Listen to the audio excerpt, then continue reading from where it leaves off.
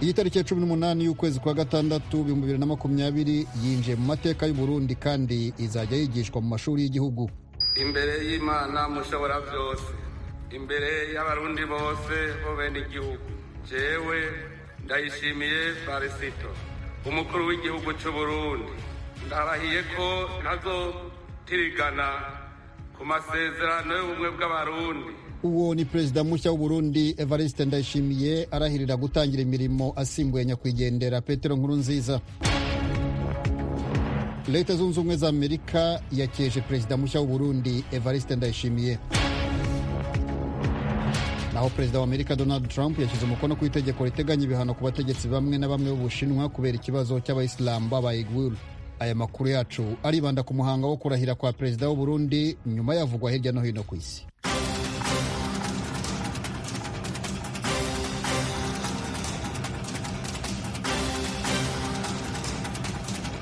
Amakuru avugwa hirya no hino ku isi tuyahere hano muri Amerika no mu Burundi, aho leta ya Amerika yakeje Perezida Evariste Ndayishimiye warahiriye kuyobora Burundi uyu munsi tariki ya 18 y'ukwezi kwa gatandatu. Fidel Niyongabo nibyo atubwira.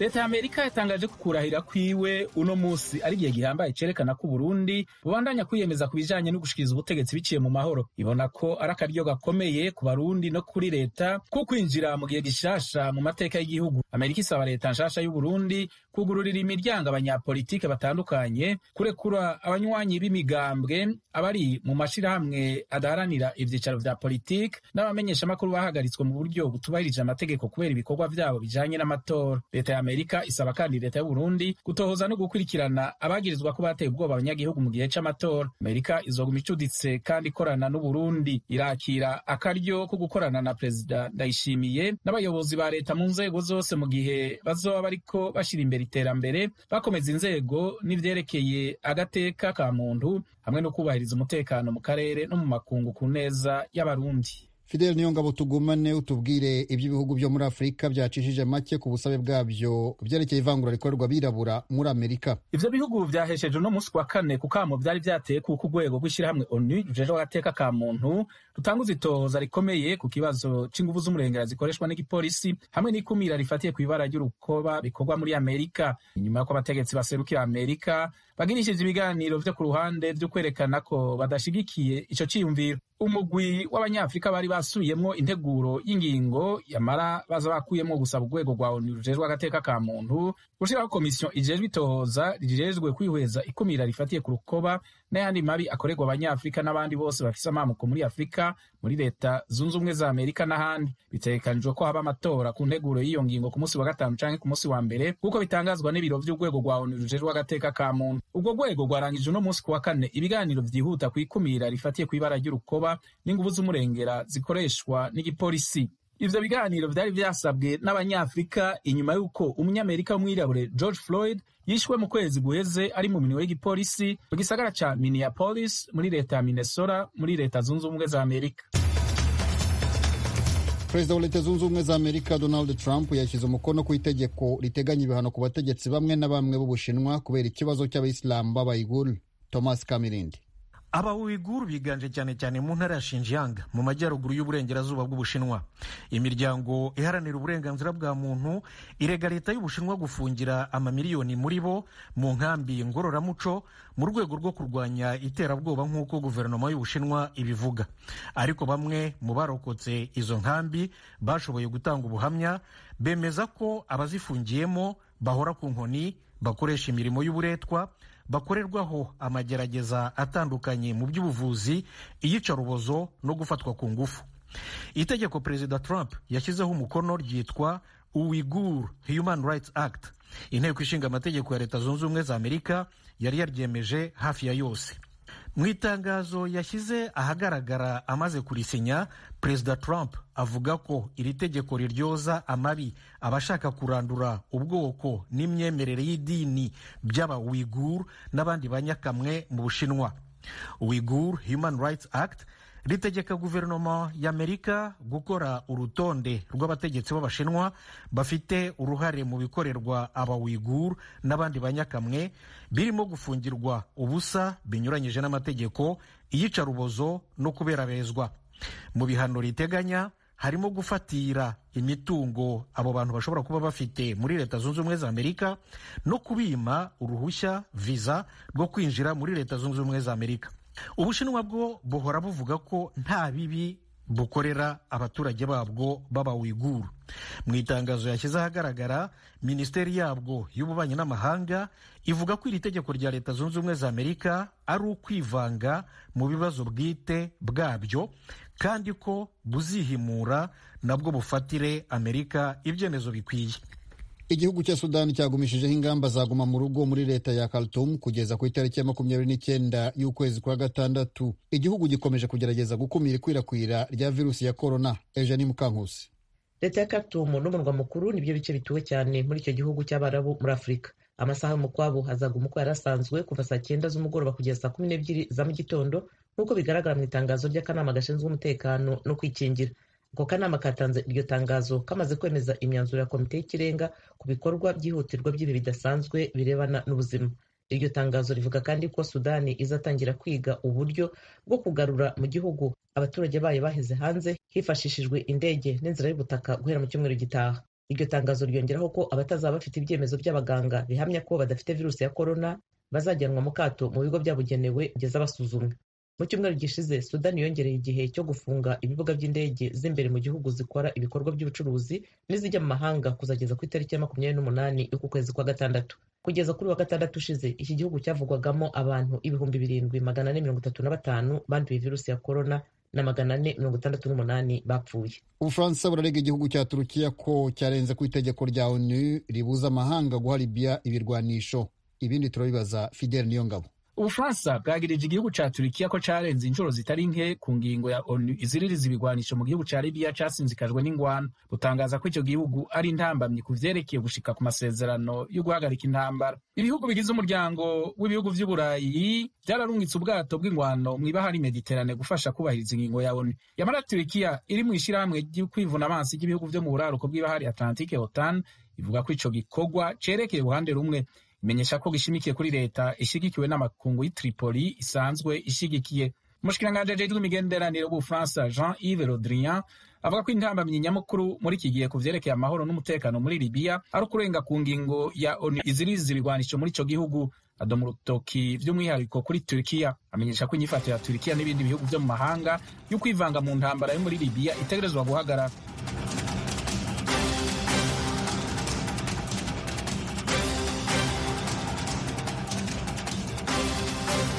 Ukomeje kumva radiyo ijwi ry'Amerika ivugira Washington DC mu Kirundi no mu Kinyarwanda. Abo mu karere ka Kisoro muri Uganda mudukurikire kuri FM 88.9 ya radiyo ijwi riyobora. Abadushakira kuri interineti namwe mujye kuri weshatu radiyo yacu voa.com mukurikire aya makuru. Ukanya turajya mu karere k'ibiyaga bigari bya Afurika.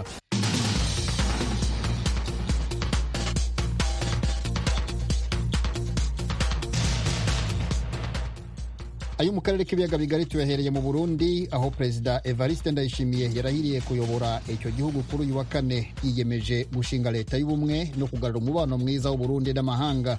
Nta mukuru w'igihugu waturutse hanze witabiriye uwo muhango, gusa Jakaya Mrisho Kikwete wigeze kuba perezida wa Tanzania wavuze mu izina ry'izindi ntumwa yashimiye u Burundi ko hari isimburana ku butegetsi bwo kuyobora igihugu nta maraso amenetse. Pierre Claver niyo nkuru. Imbere y'uko umukuru w'igihugu mushasha w'u Burundi Evariste Ndayishimiye arahirira akanashikiriza ijambo abarundi, yabanje kurambikwa ko ibiganza n'abakozi b'Imana baserukira amashengero yose.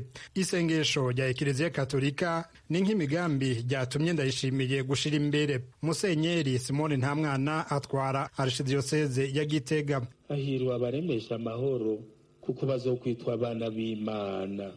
None rero wiyumve kuri umwana w'Imana kandi ushobora kuremesha amahoro hagati y'abarundi. Urazi ingene tuyakeneye, yaturonse n'umutima wawe wose n'ubwenge bwawe bwose. Umukama rero nakumurikire ujana uburundi bw'umukama mu neza mu majambere, ukomeze urukundo hagati ya bene igihugu, utahukana impunzi. Incabwenge twibarutse zirengera ubwo ruturimwo, zigaruke kuduteza imbere zikoresheje ubuhinga zifise. Utwugururira amarembo y'amakungu, atubera umubanyi w'ingirakamaro. Ndayishimiye yaciye arahirira amabanga mashasha. Ndarahiye ko ntazo turigana ku masezerano y'ubumwe bw'abarundi. Uwo mutegetsi mushasha yemeye ko agiye gushiraho leta yuzuriza bose. Gushinga iyo leta mvyeyi rero nico nje gukora.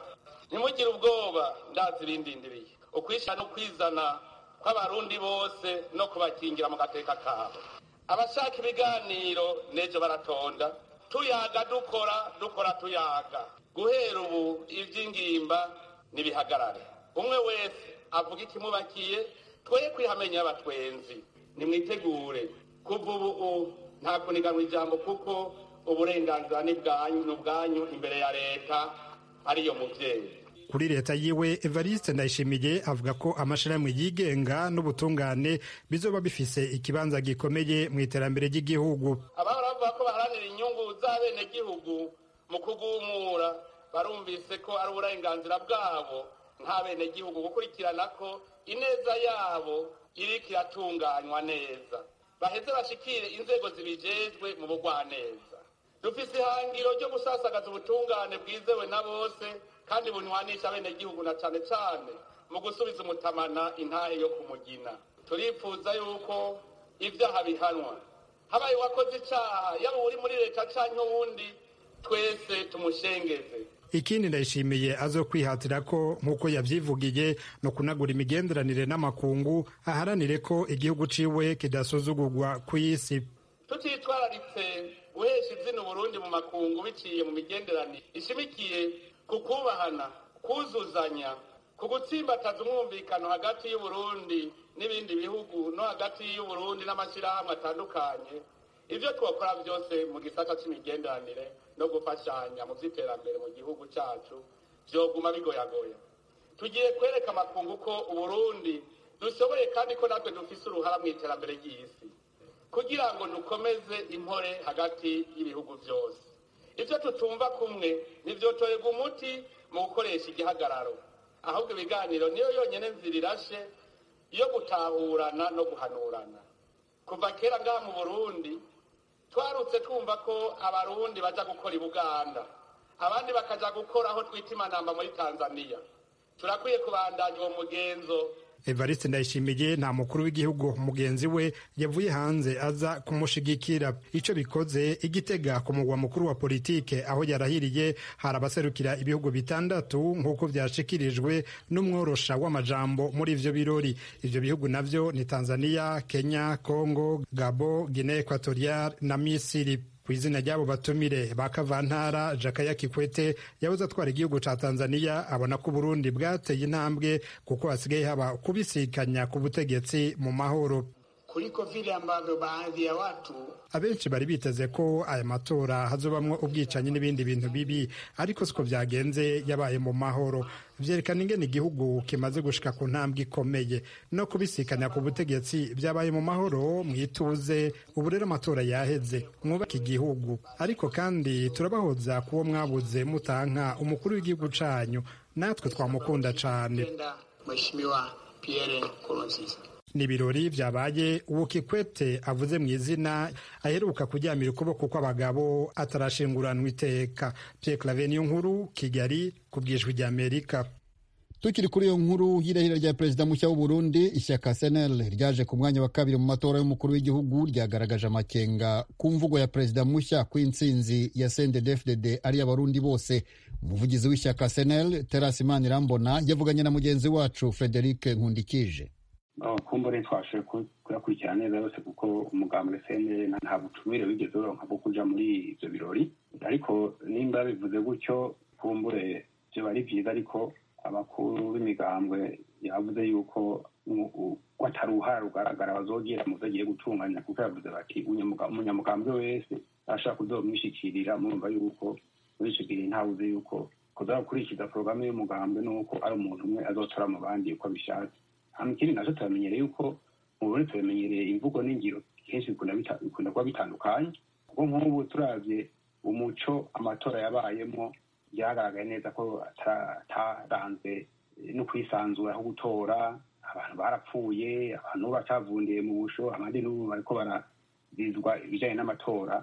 Urumva yuko rero iyo mvugo n'ubumengo ni imvugo nyine ya politiki, ariko ivyo tubona n'ivyo twabonye ku rubuga ntaho bisa n'ibisana n'urwo rurimi rwo guhamagarira abantu yuko hagira ibyo bahurirako. Uravuze ko umugambwe senere utatumiwe muri ivyo birori, ni ukuvuga ko umushirantahe Agathon atari yitavye ivyo birori?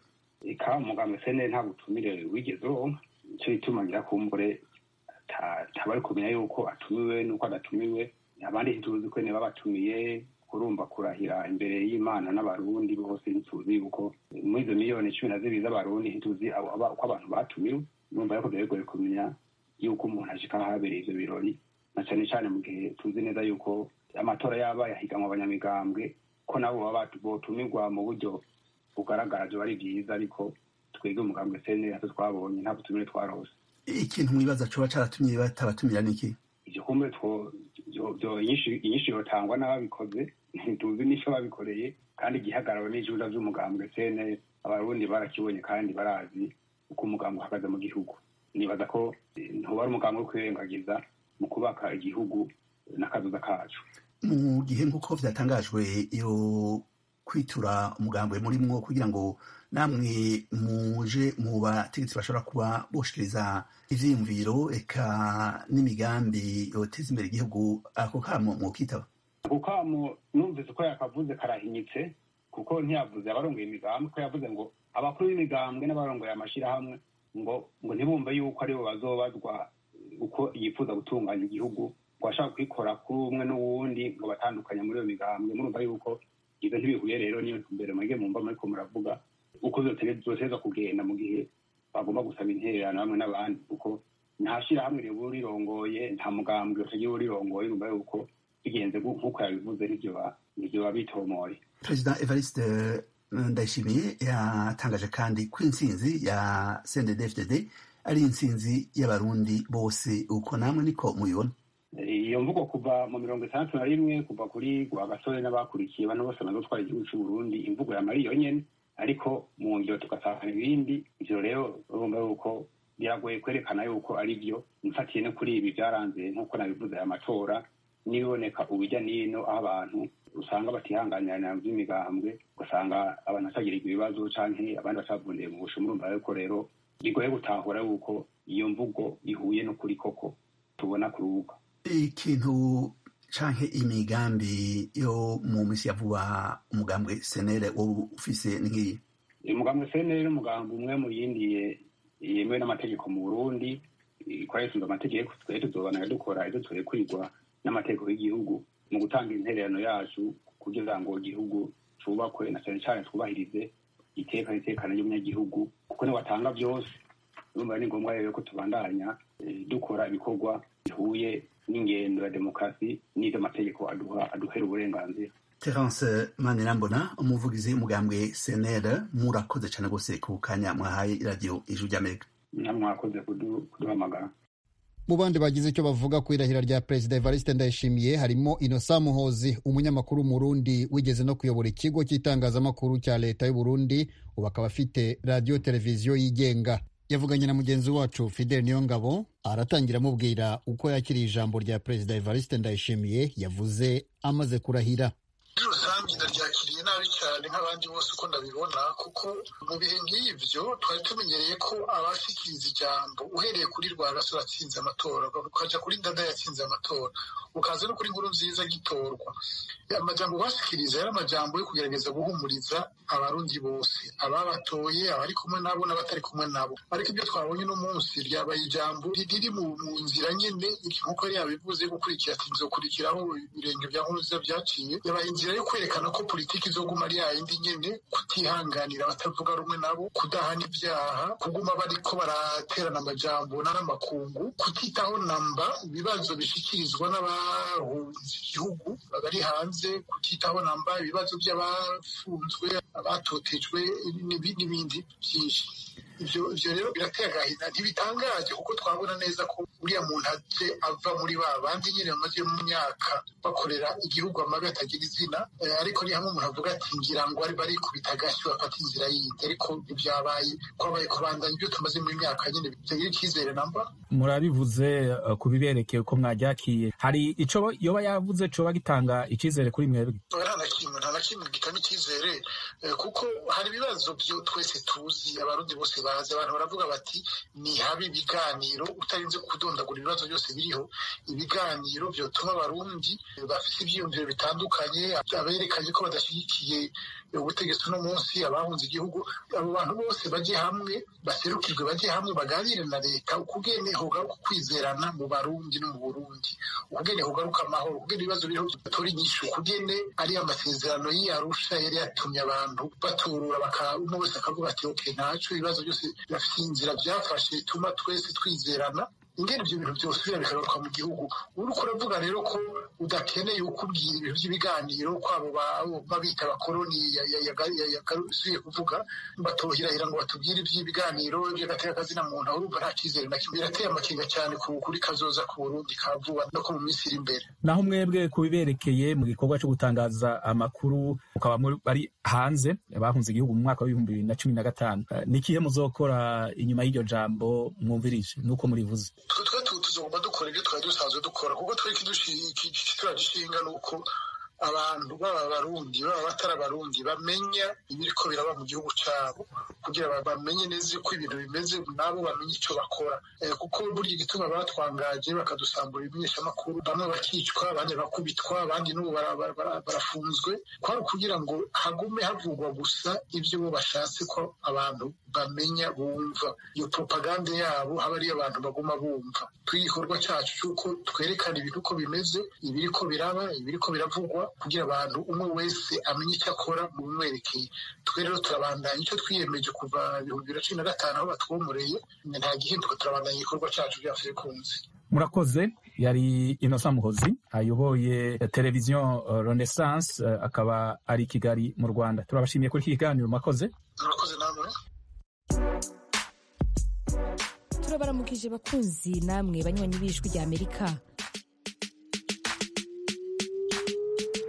Mu ntumbero yo kuronka amakuru y'imvaho kandi agezweho dushobora gusangiza n'abanywanyi bose, ni ngombwa ko tubandanya gukorera hamwe mu kuronka amakuru yizewe kandi twosangiza abatwumva. Kubera iyo mvo, Ijwi rya Amerika ribasaba ko mwobandanya kudushikiriza amakuru, amafoto, amavideo y'ibibera aho mutuye, aho mukorera, aho mwiga n'aho mugendera.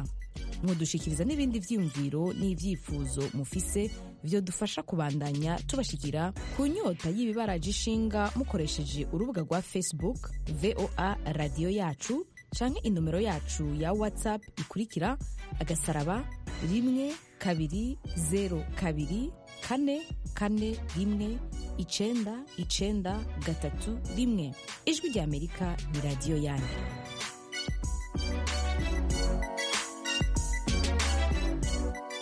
Noneho tujya mu Rwanda, aho Colonel Tom Byabagamba wahoze akuriye umutwe udasanzwe w'abarinda umukuru w'u Rwanda Paul Kagame yatangiye kubazwa ku birego bishya ashinjwa birimo gushaka gutoroka gereza ya gisirikare.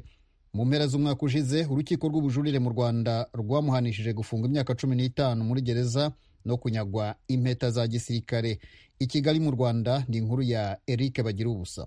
Mu mpuzankano y'ibara ry'icyatsi gitoshye iranga abagororwa bafungiwe muri gereza za gisirikare, agapfukamunwa gasa n'utw'abamurinze bari bambaye turi mu ibara rya gisirikare, amapingu ku maboko n'impapuro yarafatishije amaboko yombi agenda zizunguza gahoro gahoro, yambaye inkweto za plastike z'ubururu zitagaragaza amano ariko zigaragaza ibitsitsino zagenewe abakora ahantu hari amazi. Uko niko Colonel Tom Byabagamba yasohotse mu cyumba ubushinjacyaha bwamuhatiragamo ibibazo. Byari nka 6:40 yahise yerekezwa mu modoka ya gisirikare itwara imfungwa. Umwitegereje Colonel Tom Byabagamba yarananutse. Ingoro y'ubutabera ya Nyarugenge Colonel Byabagamba ubushinjacyaha bwamubarizagaho yaririnzwe bikomeye. Ohereye mu marembo y'urukiko hagaragaraga abasirikare, abambaye imyenda y'akazi, banafite imbunda, yewe n'abari bambaye gisivile. Kubamenya byasabaga kubitegereza bahuye kuko bahitaga basuhuzanya bya gisirikare, umwe aterera undi salute. Colonel Byabagamba wahoze akuriye umutwe udasanzwe w'abasirikare barinda umukuru w'igihugu Paul Kagame, birakekwa ko ari guhatwa ibibazo ku byaha igisirikare cy'u Rwanda cy'isi ibyaha by'inyongera ngo yakoze afunzwe. Mu kwezi kwa kane uyu mwaka igisirikare cyavuze ko kizamurega ibyaha bishya byo kugerageza gutanga ruswa no kugerageza gutoroka gereza ya gisirikare afungiwemo. N'ibyaha RDF ivuga ko Koloneli Byabagamba yabikoranye n'abandi bantu bamwe bari imbere muri gereza afungiwemo ndetse n'abari hanze yayo. Ijwi rya Amerika ntiyabashije kumenya niba ibi byaha igisirikare cyatangaje ari byo Koloneli Byabagamba ari kubazwaho n'urwego rw'ubushinjacyaha cyangwa se niba byaba byarahindutse mu nyito cyangwa se mu mubare wabyo. Igisirikare kikimara kumusubiza muri gereza, ijwi rya Amerika yegereye bwana Michel Nshimiyimana ukuriye urwego rwamubazaga mu karere ka Nyarugenge, maze atubwira ko mu mabwiriza abagenga byaba byiza kuvugana n'umuvugizi w'urwego rw'ubushinjacyaha ku rwego rw'igihugu. Twahamagaye bwana Faustin Nkusi uvugira uru rwego ariko ntiyitabye ntiyanasubiza ubutumwa bugufi twamwoherereje bugaragaza icyo twamushakiraga. Birashoboka ko Koloneli Byabagamba yaba ari kubazwa atunganiwe kuko yasohotse arinzwe n'abasirikare kandi ntitwabashije kubona niba yari yunganiwe. Amakuru ijwi rya Amerika yakuye ku rukiko nuko ngo waba ari umunsi wa kabiri abazwa n'ubushinjacyaha. Hagati mu kwezi kwa kane uyu mwaka w'2020 nibwo bamwe mu bavandimwe buregwa barimo bwana John Museminari umenyerewe mu bikorwa by'ubucuruzi bari batawe muri yombi n'urwego rw'ubugenzacyaha RIB rubakekaho gushaka kubutorotsa Koloneli Byabagamba muri gereza. Koloneli Byabagamba wahoze akomeye mu ngabo z'u Rwanda mu minsi ishize we na muramu we General Frank Rusagara bajuririye icyemezo cy'urukiko rw'ubujurire mu Rwanda kibahanisha gufunga imyaka 15 mu buroko n'igihano cy'ingereka cyo kunyagwa impeta za gisirikare kuri Koloneli Byabagamba. Bisunze amategeko baregeye urukiko rw'umuryango wa Afurika y'Iburasirazuba basaba ko icyo gihano bahawe cyateshwa agaciro. Koloneli Byabagamba wigeze kuba kuri uyu mutwe udasanzwe abasirikare barinda umukuru w'u Rwanda Paul Kagame yatawe muri yombi bwa mbere mu kwezi kwa 8/2014. Ku isonga yarezwe ibyaha bine byo gushaka guteza imvururu cyangwa imidugararo muri rubanda, icyaha cyo gusebya leta ari umuyobozi, guhisha nkana ibimenyetso byagombye gufasha mu kugenza icyaha, n'icyaha cyo gusuzugura ibendera ry'igihugu. Ku rwego rwa mbere urukiko rukuru rwa gisirikare rwamuhamije ibyaha byose maze rumukatira gufunga imyaka 21 no kwamburwa impeta za gisirikare. Ku rwego rwa kabiri Koloneli Byabagamba na General Rusagara bajuririye ibihano maze urukiko rw'ubujurire ruhanisha gufunga imyaka 15 no gukomeza kunyagwa impeta za gisirikare kuri Byabagamba. Ni mu gihe mu bujurire bwe Koloneli Byabagamba yagejeje ku rukiko rw'umuryango wa Afurika y'Iburasirazuba hanze yo gusaba gutesha agaciro ibyemezo by'inkiko z'u Rwanda, anasaba gusubizwa mu kazi kandi agasubirana impeta ze za gisirikare. Koloneli Byabagamba burana hakana ibyaha byose, akavuga ko azira ibyaha bishingiye ku nyungu za politiki, akavuga ko bikomoka hanini ku masano afitanye n'abahoze ari inkoramutima ku butegetsi Perezida Kagame abereye ku isonga kugeza ubu bahunze igihugu kandi badacana uwaka n'ubutegetsi buronka bwana David Himbara mukuru wa Koloneli Byabagamba. Mu bihe bitandukanye imiryango mpuzamahanga irengera uburenganzira bwa muntu nka Human Rights Watch ndetse na bimwe mu bihugu bya rutura bivuga ko Koloneli Byabagamba na muramu we General Frank Rusagara bafunzwe bazira ibikorwa bya politiki. Izo mpande zose zitemeranya n'ibikorwa n'ubutabera bw'u Rwanda zigashimira iterambere Perezida Paul Kagame amaze kugeza ku Rwanda mu myaka amaze arutegeka. Ku rundi ruhande zikamunenga ko yashyize ingufu zidasanzwe mu kugeza y'abatavuga rumwe n'ubutegetsi bwe. Bagira ubusa ijwi rya Amerika i Kigali. Urakoze Rick, bagira ubusa. Nshimiye namwe mwese mwari muduteze amatwi hamwe na bagenzi banjye bandi bamfashije gutegura aya makuru. Yegeranijwe na Fatu Alimas Kalala, yarahagarariwe na Etienne Karekezi, Jeffrey Mutagoma. Twese turagira tuti muramukana amahoro n'amahirwe.